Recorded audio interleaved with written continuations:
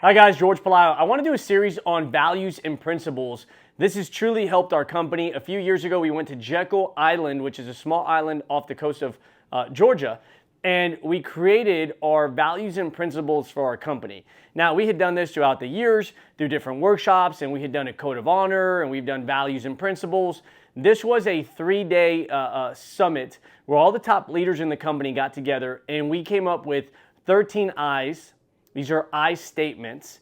I will, right? There's 13 we that we stand by, and then 13 never. And so I know that I've heard a lot of people talk about values and principles and how you build a company and what it's based off of. And there's a lot of images out there, but we wanted to do a series on each one with the 13 I's, 13 we, 13 never. And I think this can give you a ton of value. If you're thinking about going to do a workshop with your agency, your team, your business, your family, maybe you're doing this with your marriage, maybe you're doing this with your spouse and kids and you're coming up with family values and principles. Maybe you're doing this with your top executives. Maybe you're just starting a business. Maybe there's a sports team and you're kind of coaching a team. I think it's extremely important to get everybody together and where people can come up with these concepts themselves, these statements, these codes of honor themselves, so that there's a buy-in, right? And the challenge is that oftentimes leaders will say, hey, here's what we stand for, here's our values and principles. And there's a benefit to that. But when you're building a company, you're building a team, you want those people to buy in. And there's a lot more buy-in when they're part of that creation process. So with that being said, welcome to PHP, our insurance agency's values and principles. And I hope this helps you in your life. Number one, I keep my word. That's so important because when you think about the basis of any relationship, it's based on trust.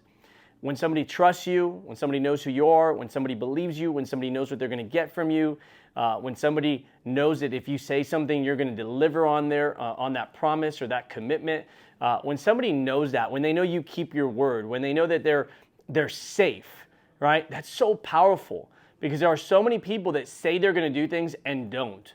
I've had people that I've worked with for the years, guys that I've developed, and they'll make an announcement or a contest, and then one of their teammates will come up to me and say, hey, you know what, such and such said they were going to do this and they haven't done it. And what that does is the next time you say you're going to do something, it doesn't move the agency because people don't believe that you're going to follow through on that.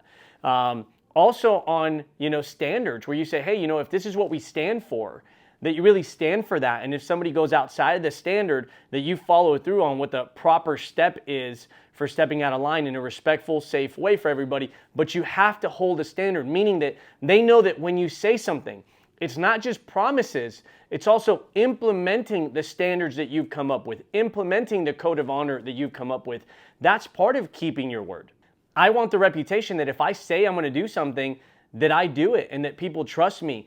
And I've had to build that reputation. I've had to earn that. That was a muscle that I had to develop, that I keep my word. And I want everybody to know that, hey, if George says that's going to happen, it's going to happen.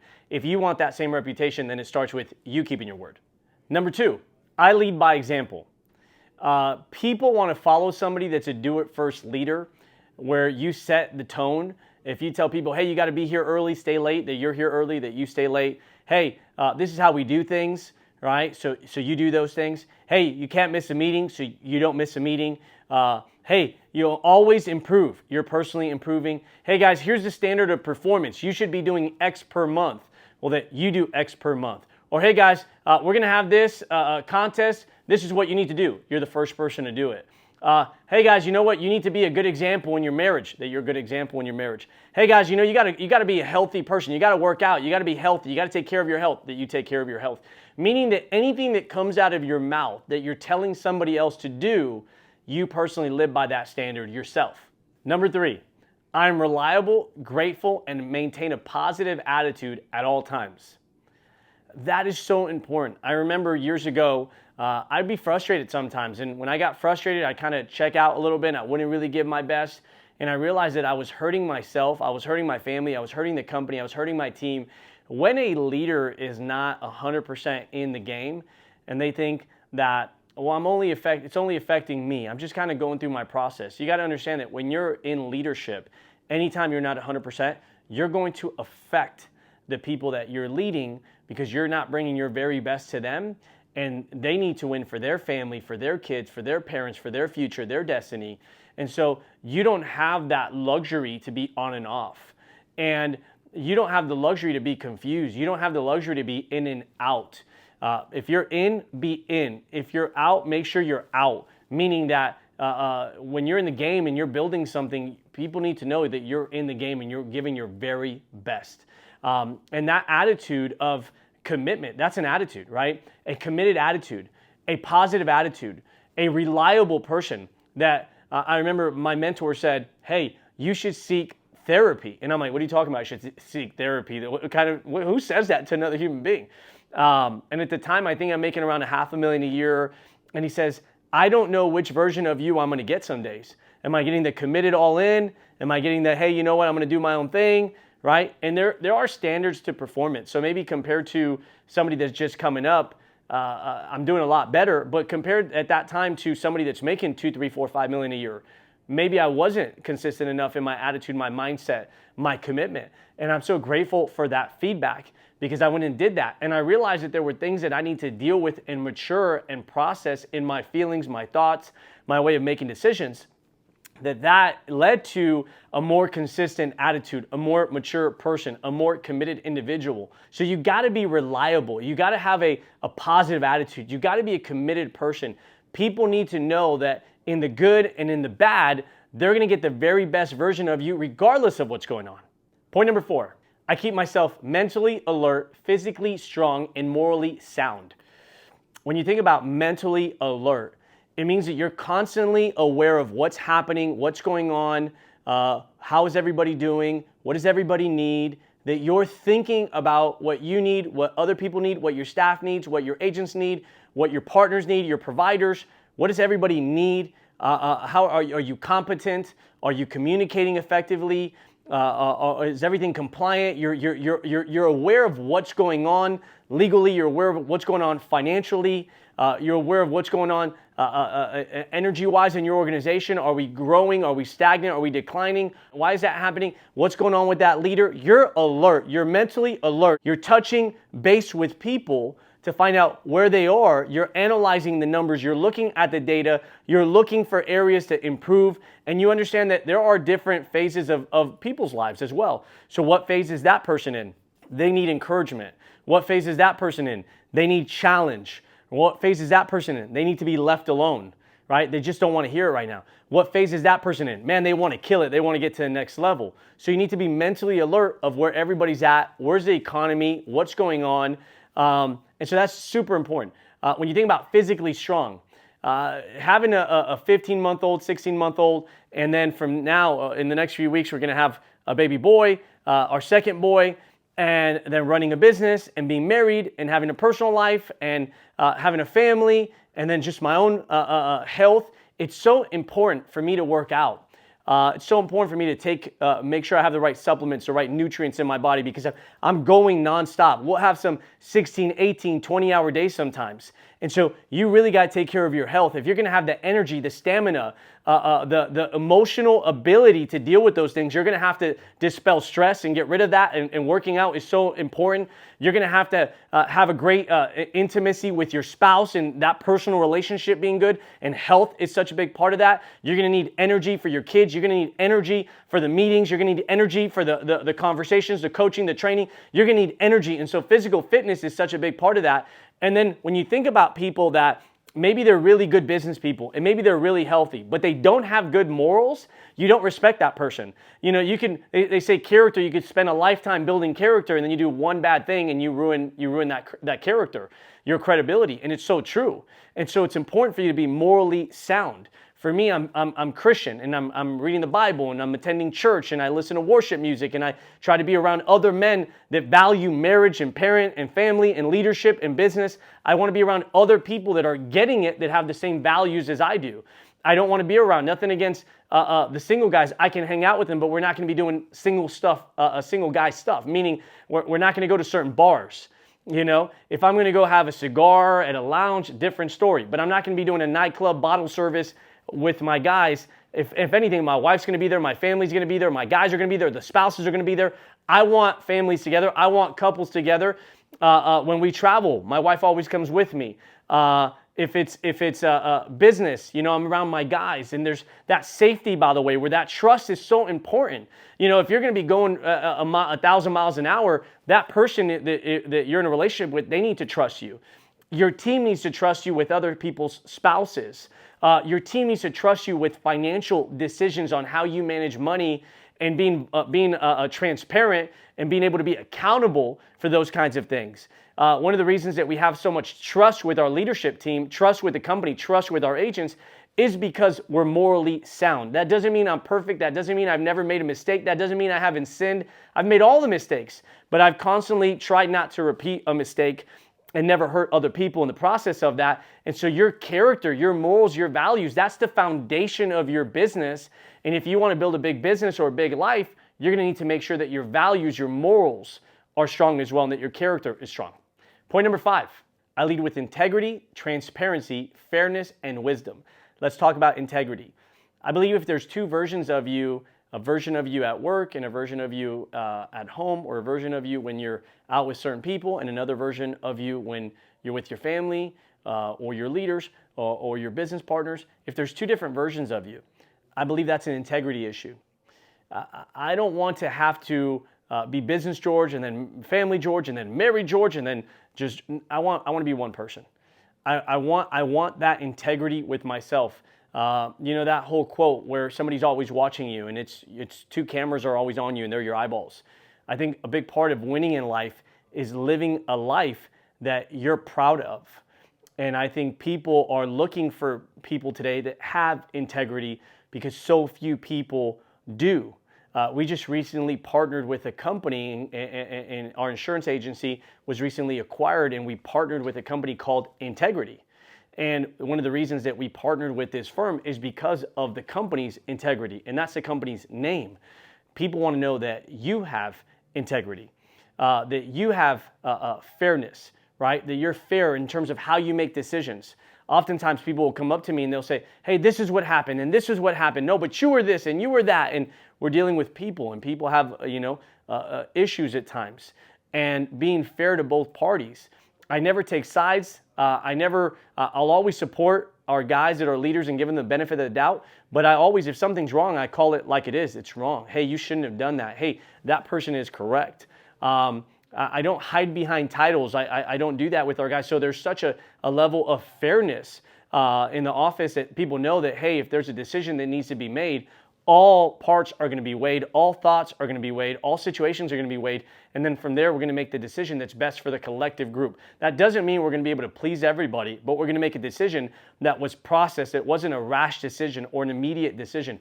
That's oftentimes when you get into challenges with your agency or your team or your family or your business where they don't feel that there's fairness because you didn't consider all points of view.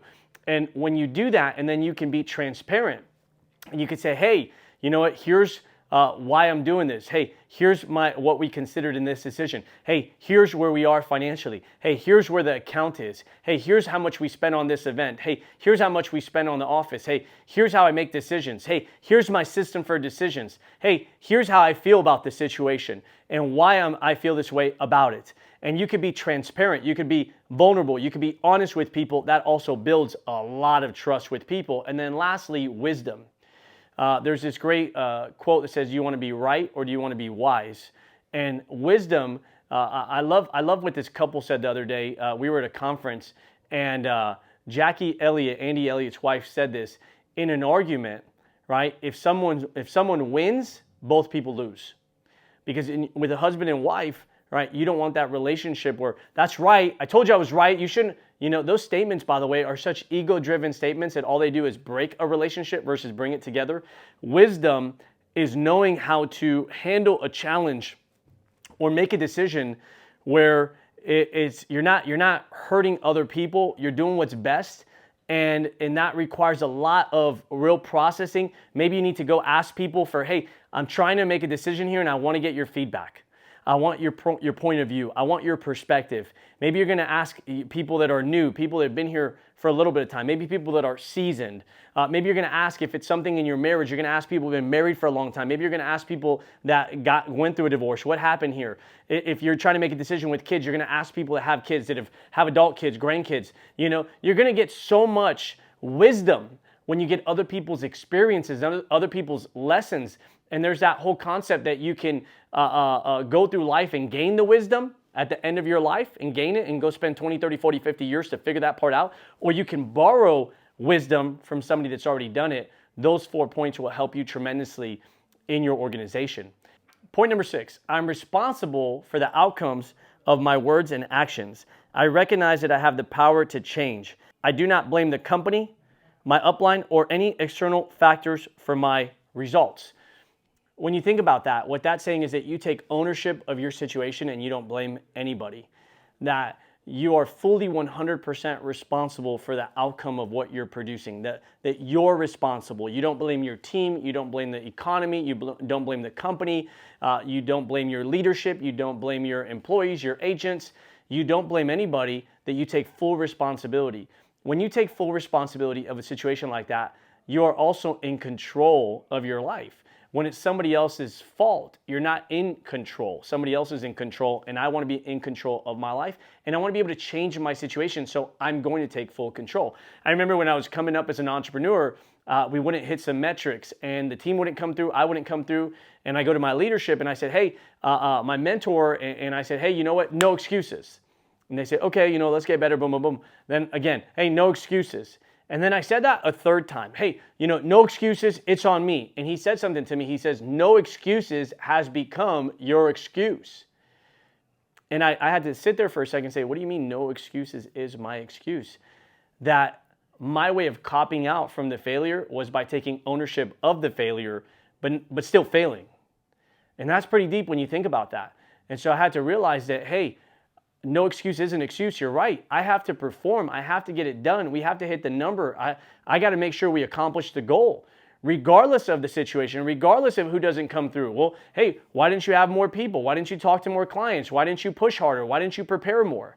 See, every failure is a lesson if you sit there with it and you process it and you understand it. And eventually, you start learning that failure was typically a lack of planning or processing or doing.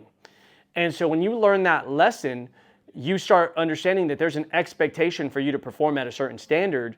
And if you want to be able to perform to that standard, you're going to have to prepare, you're going to have to process, you're going to have to plan, and you're going to have to execute consistently. And then you start to be aware of the things that throw you off. Maybe it's health, maybe it's stress, maybe it's personal arguments at home, maybe it's a health issue. Whatever that may be for you, you start being aware that these things typically come up. And when these things happen, when I'm overwhelmed, when I don't have enough staff, when I don't have the right support, I don't perform to my best. So you start understanding when you perform to your best so that you create those conditions on a consistent basis.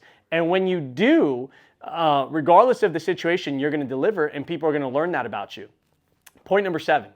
I'm open to receive counsel, embrace accountability, and welcome constructive criticism from my peers who are aligned and have moral authority.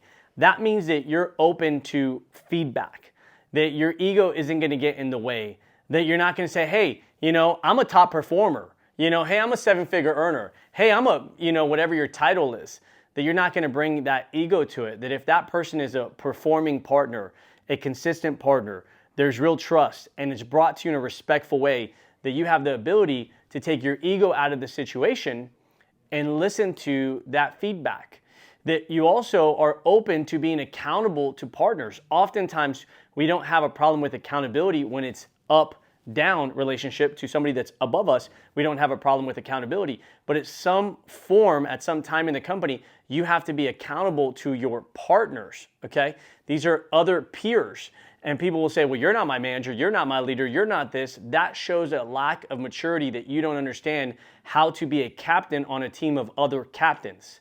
That is something that you also develop, because if you're going to build something big in life, you're going to form a partnership with other people that are also leaders. And it's easy to be a leader and you manage people that maybe you would consider somebody you're coaching or mentoring or follower, somebody that you're developing. But when you're in business with other people that are at your same level or ahead of you, but are not a superior or a boss or a mentor or coach, you have to understand that those relationships are so valuable because those are your peers. You know, that whole saying that there should be three people in your life: somebody that is mentoring you, somebody that's a peer, and somebody that you're mentoring, that you're picking up as well. Those peers are so important in life because they're also in the game. They're also thinking and working and improving like you, and there's so much ideation that can go on when there's real trust and there's real respect there, if you're open to that accountability and to that feedback from people that are performing. Point number 8. I'm a flag carrier of the PHP way who protects and shares the spirit of entrepreneurship and capitalism. When you think about that you're a flag carrier of the PHP way, or whatever your company way is, what that really means is that there's a culture, there's a philosophy to that company. And for us, we say that culture doesn't take a day off. And so it doesn't matter if I'm in the restroom washing my hands, if I'm in the hallway, it doesn't matter if it's a new person or a senior partner with me, that culture, that welcoming culture, that leadership culture, that high energy, that high standards, that's a culture. And there's certain philosophies in companies that also become part of the culture. So when we talk about entrepreneurship and capitalism, what does that really mean, right? That if you go out there and you improve and you get better, right, that you're that example. So it doesn't matter if you've been here for the entire time. If you're not setting an example, your seniority, it's what you've done in the past is appreciated. But if you're not performing and adding value today, that you can't expect to be viewed as the leader today. You can be looked at as a founder. You can be looked at as a partner. You can have that promotion or that title or that income.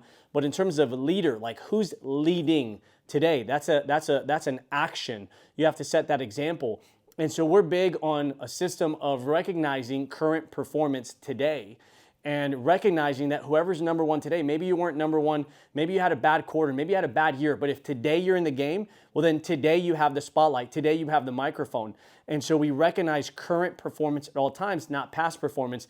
And we value the people that are entrepreneurs because we have this saying in our company it says, field is king.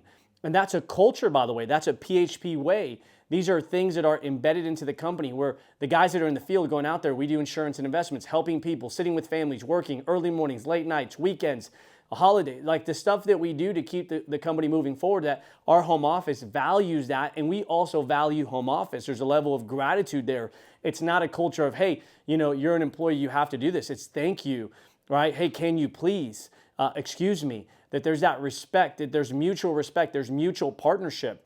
And so it's super important for your company to know what is your culture, what are your values. Point number 9, I am a leader who serves the company and treats others with respect, regardless of their ethnicity, political and religious affiliation, sexual orientation, or socioeconomic background. Maybe there's a different culture, right? I'm Cuban, I'm Puerto Rican. There's certain things about my culture that are going to be different than maybe somebody's Caucasian or African American or Native American or Middle Eastern. And we have to be respectful. The Asian culture, there's a lot of strong values in the Asian culture that are different than the Hispanic culture. Some we share, some are differences. And so it's so important to be respectful of somebody's background, their upbringing. And if you are the type of leader that can communicate with all different ethnicities and understand that and look at that as a good thing, right? Some people have certain biases and they don't appreciate the differences between other people. I think that's a big part. When you look at politics, right, it's a world that's super divisive. I have family members that are a little bit more liberal and I'm more conservative. And we have a difference of opinions. And there are people that are open-minded and we can have a real conversation that are open to a different opinion, and there's people that aren't. And so, in this world, I'm respectful of their political affiliation and their differences. At the same time, I'm going to share my values and my principles with people and share my beliefs, but in a respectful manner. There are people that are Jewish that I work with. There are people that are Muslim that I work with. There are people that are atheists that I work with, and I'm Christian. I can still be respectful of their religion, their backgrounds. I don't impose. If somebody will ask me a question, I'll definitely share my faith. But people also know what my faith is. They know what I stand for. They know the values and principles. And I'm respectful of everybody's differences. There's things that that are private matters, and those things we keep private, that we don't bring into the work environment because it's your own private life. But we're respectful of each other's differences, and that's so important if you want to build a big organization because there's so many differences in people. Point number 10, I contribute to the growth of PHP by leading with a recruiters and builders mentality. Now, for some of you guys that don't understand the concept of recruiting, recruiting means to replenish.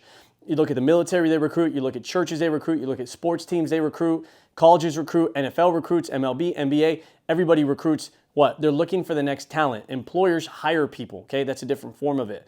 But we are constantly trying to grow the company. There are sales organizations that focus primarily just on sales, and there's nothing wrong with that. We are a building organization. We want to recruit, develop talent. We want to build leaders. That's our culture. That's how our compensation is structured for developing other individuals, for building agencies. So that belief system, that culture, that model, right? We set that example in the office by making sure that we're building other leaders. There are so many people that have come into this business that don't have a background in insurance and investments that we've helped make $100,000, $250,000, $500,000, $1 million. All right, and that wouldn't happen if we weren't sharing that opportunity with other people. Naturally, there's more work in raising kids versus coaching and leading and parenting adults. And so some people, as they get out of the creation phase, they get more into the management phase. They forget where the life of their business is, which is new people and new stories and new success stories. And so we're big on that as a company. Point number 11, I strengthen the culture of PHP by sharing strategies, knowledge, and experience with the leaders of the company. So there are some people that say, hey, I don't want to share what I'm doing that's working for me in my organization because there is well, you're going to do it, and then I won't be as successful. And there's that fear of loss. One of the things about successful people, they have an abundance mentality, which means if they're doing something that's working, they're going to share it with everybody. And when you create that kind of environment in the office where the top leaders are constantly sharing what they do good and what they do right and how they're winning and new strategies or new innovations or new incentives, then everybody's learning from each other. And down the road, maybe you're going to be the one that adds value. Maybe you're going to add value to me. And when you build this team where people are open to best practices and they're not afraid of, well, if I tell you, then you're going to compete with me. That's such a limited mentality. That's one of the reasons that our company, PHP Agency, has grown so much is because the board, right, the field advisory board is constantly sharing what they're doing. The councils in the company are constantly sharing what they're doing. VPs are constantly sharing what they're doing. And so everybody's learning from everybody instead of saying, hey, you know what, I'm only going to care about me and my guys. No, I want to help you. I want to make sure your team's better. And you're also going to help me. And that's what real teamwork is. Point number 12, I outwork, I'll out-improve, I out-strategize, and I outlast to constantly beat my prior best. So when you think about that concept of outwork, when you're thinking about, man, I think I've done enough for the day. I could do a little bit more, right? I could do one more. I could do 10 more. You know what, man? I'm going to stay an extra half hour. I'm going to get there a little bit earlier than that other person, man. I'm really going to prepare more this week. I'm going to create a better plan this week. That's a part of outworking. I'm going to talk to more people. I'm going to bring better energy to every conversation that I have, right? So you're thinking about, how do I outwork? Number 2, how do I out-improve? Man, I need to read more books. I need to attend more conferences. I need to develop my agency more. I need to develop leaders more. I need to develop my leadership. I need to develop my sales. I need to develop my communication. Man, I need to develop my staff. I need to develop my operations. I need to develop my plan. I need to improve my business plan, right? You're out strategizing. We just recently had an event and we wanted this event to transform people's lives. And so we brought people that could help people transform in every area of their life. When you think about leadership, processing, vision, dream, business, right? Patrick Bet-David came. When you think about, man, we really got to improve people to understand the power of this industry and what it can do and how special the life insurance industry is. Mehran Asadi came. Then we said, man, we really need to improve, people's sales abilities and their mindset, their success mindset. Andy Elliott came. Hey, we really need to improve husbands and wives that are working together, or marriage, family, people in business together with kids.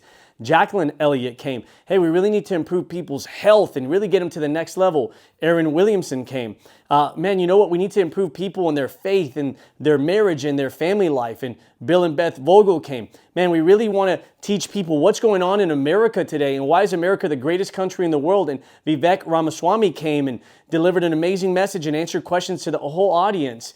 Man, we really want to improve people's financial experience and how much they understand money and the power of the products that we market. And David McKnight came. Man, we really want to entertain people. And Brandon Martinez came. Man, we want to make people laugh. And Vinny Oshana came. And man, you know what? We want to give back to people. And we had the representatives from Underground Railroad at this event, and we raised over $10,000 for sex trafficking. And I said, man, I really want to create this event where people, so we brought all the insurance companies, all the top leaders, all the top earners, partners from the company, current performers, leaders, home office, executives, Maral and Tigran, and we created this event that was a life-changing event. And that was part of the strategy of, man, we want people to win in all aspects of their life. So out-strategize, right? And then lastly, when you think about it, outlast. See, everybody can do it for a certain amount of time, but eventually people are going to get tired. They're going to get fatigued. You're going to get tired. You're going to get fatigued. And I always think about this in the back of my mind. I say, hey, can I do a little bit more? Can I stay focused? Can I keep going? Can I go another 6 months? Can I go another year? Right? Can I go another 2 years? Man, can I get to 10 years? Can I get to 15 years? We're approaching our 20th year in the industry. You know, at one point, I didn't think I could do anything for 20 years. I was an 18, 19-year-old kid getting involved in business. So, man, I'm going to outlast that person. I want to keep getting better. I want to keep refining my craft. I want to keep improving my leadership. So it's a process of outlasting. Man, I'm going to stay excited up until the very end. I'm going to give my very best up until the very end. So you're outlasting people. Huge point.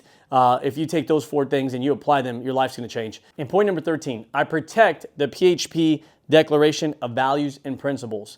See, it's one thing to come up with a code of honor. It's another thing to implement that and hold other people accountable to this. That means that you constantly need to reflect on it yourself, your values and principles, and ask yourself, am I doing these? Am I modeling these? Am I the best example in this area? Or can I do better? And then you constantly need to remind people. It's so easy to forget. You know, just because I know a few of them, I'm doing a few, that doesn't mean I can't do them better. And so when you create these values and principles, somebody's going to need to stand up for them. Somebody's going to need to stand up to maybe other people that are breaching that code of conduct and have those tough conversations. That doesn't mean that they're going to be receptive. It's not my job to decide if you're going to be open to the feedback I'm going to give you, but it's my job to make sure that I'm giving you that honest feedback. If I care about you, if I care about the company, if I care about the organization, I need to do my part to make sure that we're protecting these values and principles. And I'm excited for you. If you watch this video to this point, we gave you 13. Maybe yours is going to be 5 or 10. Maybe you're going to have it's not going to be I, we, never. It's going to be something different. But the point is that if you can come up with values and principles that are important to you and important to your organization, and you can do this collectively, and then you can keep them in front of people, and you start to live by them, you're going to build something that's going to outlive you.